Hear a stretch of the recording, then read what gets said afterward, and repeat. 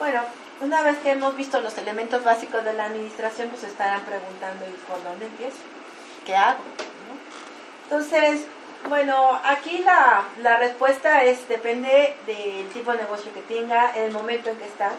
Evidentemente, cuando están iniciando un negocio, pues es mucho más fácil establecer y llevar una secuencia y hacer un proyecto, un plan de negocio pues mucho más detallado. Pero cuando ya tenemos un negocio establecido, creo que una de las partes importantes es empezar por hacer un diagnóstico de dónde tenemos nuestros principales problemas, cuál es lo primero que queremos resolver, y en función de eso, pues vamos a ir aplicando la administración poco a poco. Si tenemos problemas por la parte de la organización, pues tendrá que ser ahí. Si tiene que ser con la parte financiera, pues tendremos que empezar por organizar la parte financiera, por darle una estructura, etcétera. Creo que, y de ahí cuando mencionaba que no era indispensable tener a un experto de administrador dentro de la empresa, esto también tiene que ver mucho con el sentido común, ¿no? Y con las propias necesidades. Entonces, si ustedes tienen los elementos básicos de lo que tienen que hacer, ustedes van a empezar a identificar por aquí, por allá. Yo creo que a lo largo de esta pequeña exposición que llevamos, estarán ya diciendo, bueno, ¿cuál va a ser mi tarea, ¿no? Entonces creo que aquí es importante resaltar que parte de la tarea de esta parte de la administración que tendrá que ser identificar cuáles son sus problemas en este momento. Ahorita que dices tú, ustedes lo van a hacer casi automáticamente. Me pongo a pensar, por ejemplo, en el caso de las señoras cuando van a organizar una fiesta o la boda de su hija o algo y que no tienen la más ligera idea de administración, pero empiezan a aplicar las fases de la administración automáticamente, empiezan a planear, oye, ¿a quién vamos a invitar, a quién no invitamos, ¿no? ¿Cómo nos vamos a poner, etcétera?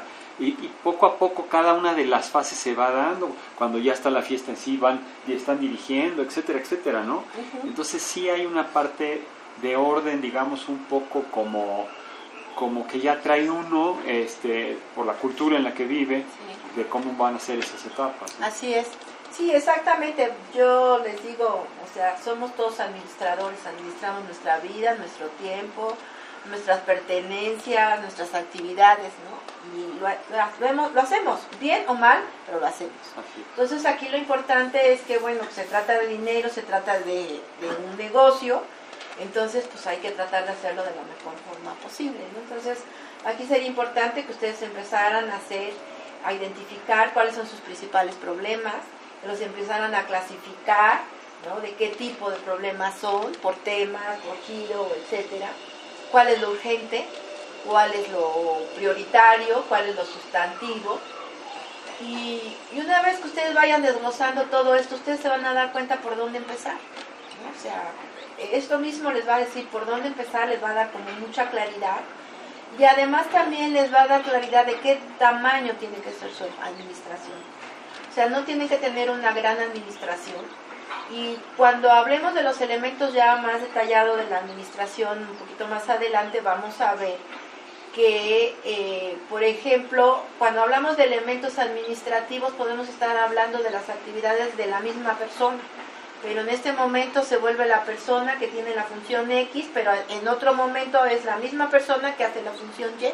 Entonces lo importante es identificar, aunque sea la misma persona, tienen dos actividades diferentes y que cada una de esas actividades tiene su función, tiene su espacio dentro de la empresa. Entonces eso es lo que van a poder ustedes identificar para más adelante, cuando ustedes vayan llevando y vayan haciendo crecer su empresa, pues a lo mejor estas dos funciones ya pueden cubrir las dos personas, ¿no?